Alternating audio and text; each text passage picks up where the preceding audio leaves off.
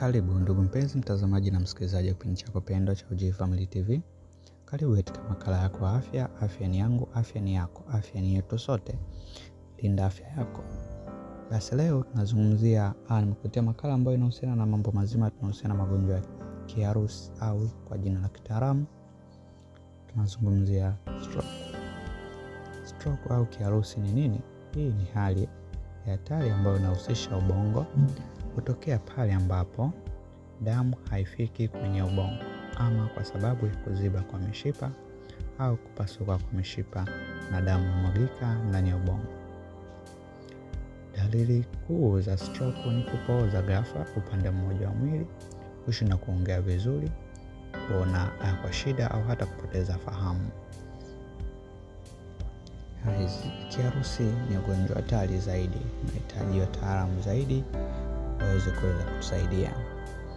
Hii tunazungumzia kwamba sehemu kubwa ya ubongo inakosa damu kwa ghafla. Hii inasababisha seli za ubongo zinakufa ndani ya dakika chache kwa sababu ya kukosa oksijeni.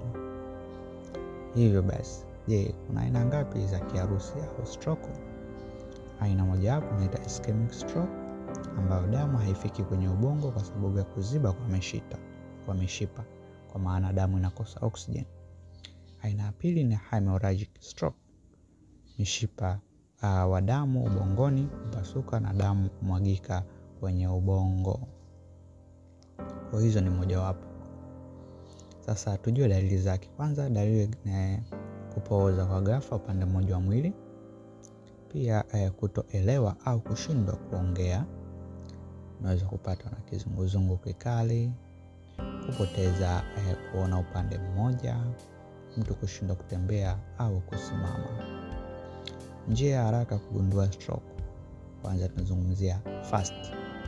Tukizungumzia fast, tunazungumzia F ambayo tunasema ni face, kwa maana uso umelema upande mmoja.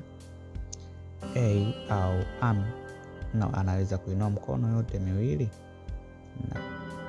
kama anaweza kuinua mikono yote miwili. Speech, anaongea kwa shida au maneno hayana maana.